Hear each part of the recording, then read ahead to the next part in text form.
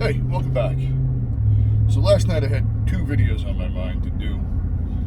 I did the first one. Tonight you're going to get the second one. Which means you guys may get a night off from me tomorrow. Maybe. Anyway, shut this off and drive. First things first, before I even get into the topic, I love trolls. I love them. They get on that keyboard and fart out the softest of verbal diarrhea that they can think of, usually with no bearing on the discussion at hand. Speaking of verbal diarrhea, next subject. Anthony Fauci. Whew. My man. Goggles, face shields, and masks. You know, I'm willing to play ball at the masks. But if you think I'm gonna, every time I walk out of my house or go into a public place, I'm gonna put on goggles and a face shield, you must be out of your ever-loving mind. Like, you have lost it completely. I don't know how many other people feel that way, but like I said, I don't care about the mask. I'll wear it. Whatever. I don't want to breathe in other people's stanky germs anyway. So, yeah. I heard that on the news on the way into work, and I was like, oh, hell no. But that's not the topic of the evening either. So like I said, it's July 30th. And in my mind, it's a little bit early to be talking about this, but kind of bears discussion, I guess. We're something like 94, 95 days out from the presidential election, which there's a whole boatload of House and Senate seats up too. And our friends, air quote, on the left want to do mail-in balloting. Now, they've already said it could take up to 4 weeks post-election to count all those votes.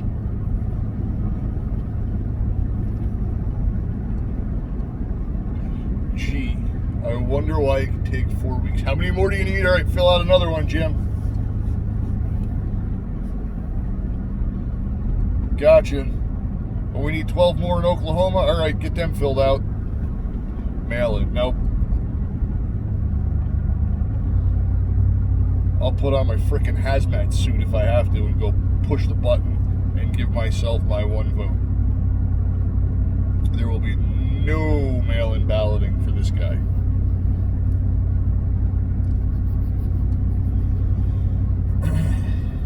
But why? It's for our safety, so we don't have to congregate. It's also a damn good excuse to commit mass voter fraud.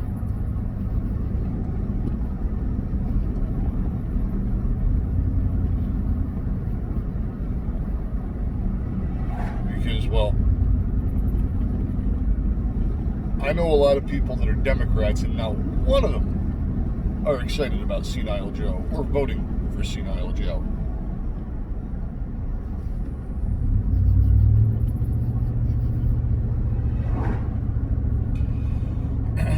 Matter of fact, some of them were talking about jumping party line because they don't like where their party has gone.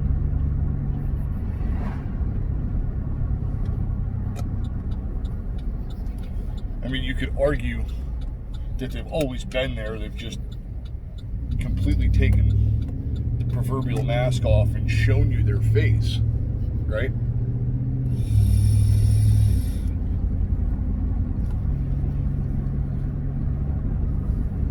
They were always the party of control, whether it was control in the form of slavery or control in the form of manipulation.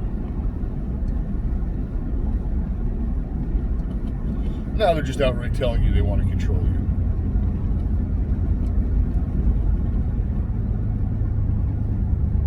Your income, where you can go, what you can do. Can you go to church? Can't you go to church? Can you own a gun? Can't you own a gun? How many bullets can you put in the gun? Oh my God, is that gun evil and assaultish by our standards?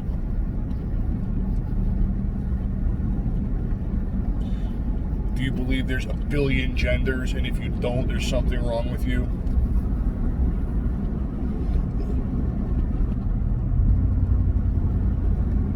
Do you think a riot is a peaceful protest? Oh my God, you don't, you're a racist.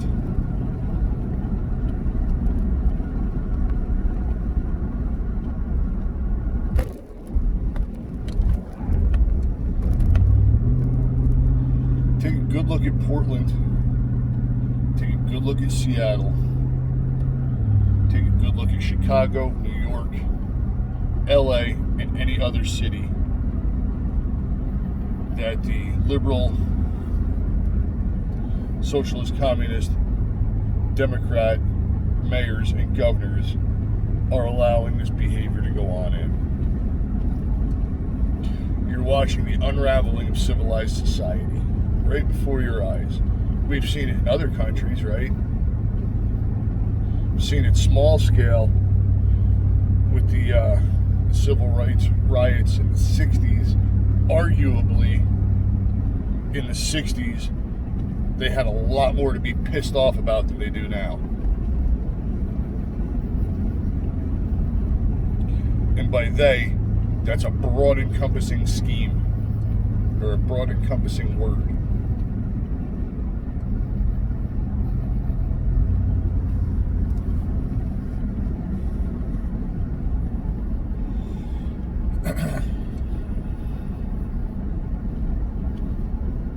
So in 94 or 95 days, you're going to vote for law and order and a civilized society, or the end of law and order as you know it, and the end of a civilized society as you know it.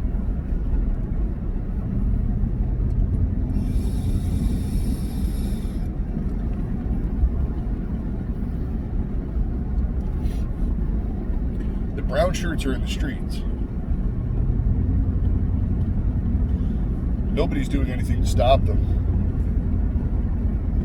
We're just letting them run amok in these places.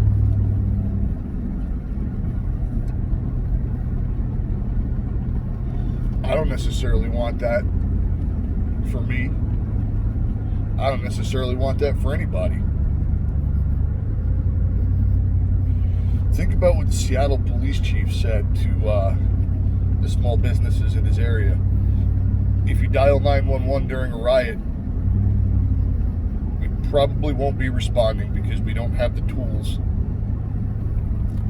to do so effectively. Is that the society you want to live in? And before you say, yeah, redo the Wild West would be fun, think about this. What do you think would happen to one of those Seattle residents if they decided to take up arms and defend themselves from those riots? Look at what happened to the McCloskeys in St. Louis. Their state has a castle doctrine. It says plain as day they can do what they did, yet there they are. Had their weapons confiscated and they were charged.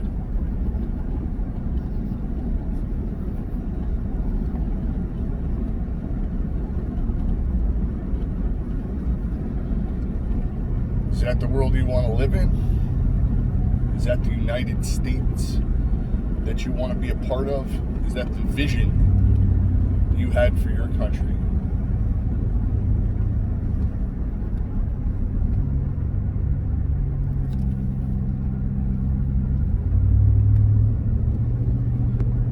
My answer is no. I'm willing to bet a lot of your answers are no. Hopefully we'll have a troll come amuse me in the comments.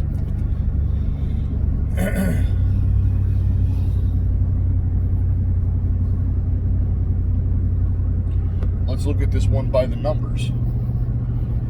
Biden has gone from being a moderate centrist Democrat by his standards to adopting the Bernie Sanders platform.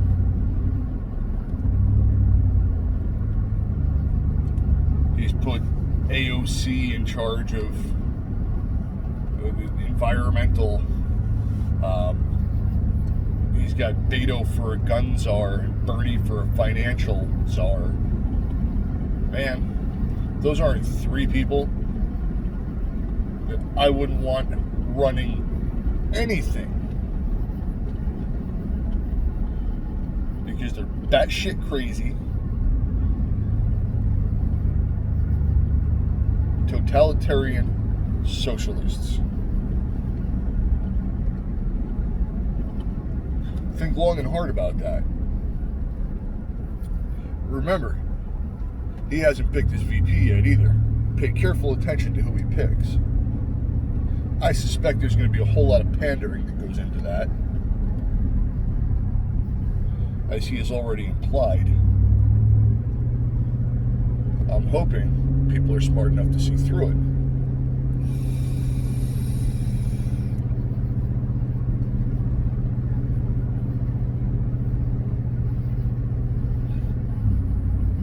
I don't know how much further left friggin' senile Joe can go. And that's another thing. If you don't think that guy has dementia, you've never been around someone with dementia. He's got his good days, he's got his bad days. Kind of reminds me of my grandmother during the early onset of it. She's probably about the same age as Joe, too. And downhill from there.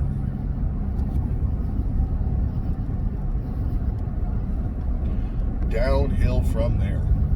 Especially at the age he's at.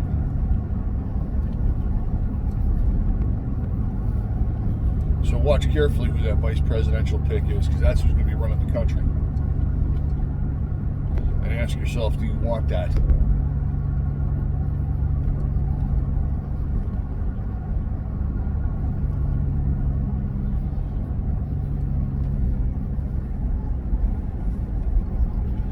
People he surrounded himself with, and ask yourself, do you want that? More importantly, ask yourself what you're willing to do to preserve your way of life.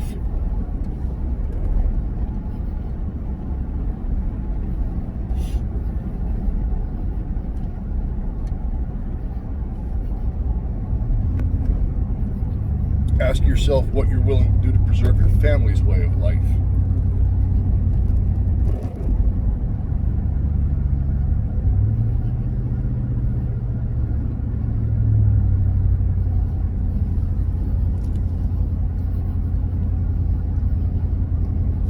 Don't answer in the comments Wolverines or Molon Labe or some keyboard commando shit like that.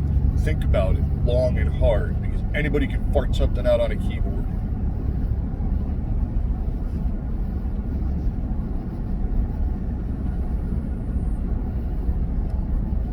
Think this through in your head, logically. What have they done so far? What have they said they were going to do so far? And what have they said they plan to do?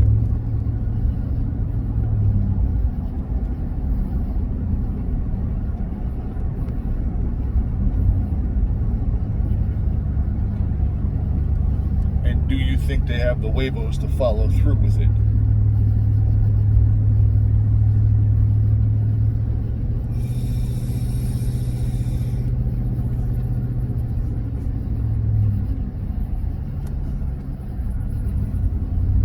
Remember this too. They're beholden to the people that got them elected. All those little socialist communist pricks that are trying to burn down federal courthouses, burn down buildings,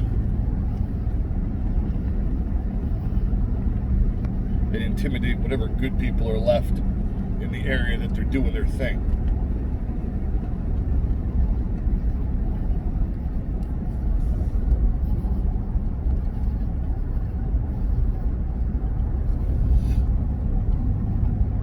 And think about what those people would be willing to do to you if they were in power.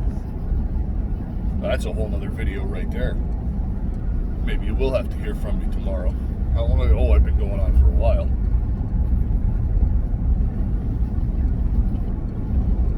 And while you're thinking about this, keep it in the back of your head. What are you willing to do to preserve your way of life?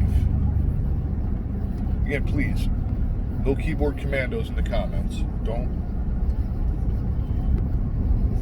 blow out your whole battle plan. Don't talk tough. Just think.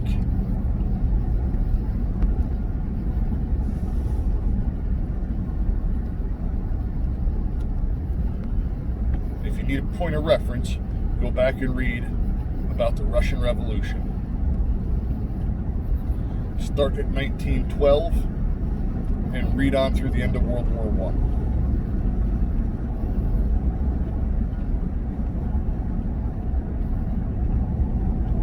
And I would suggest when you're done with that, you take a look at the French Revolution too, because there's some tinges of that mentality amongst them as well. Anyway, I'm gonna leave it there. Like, share, subscribe. Be safe. Watch your six. Out for now.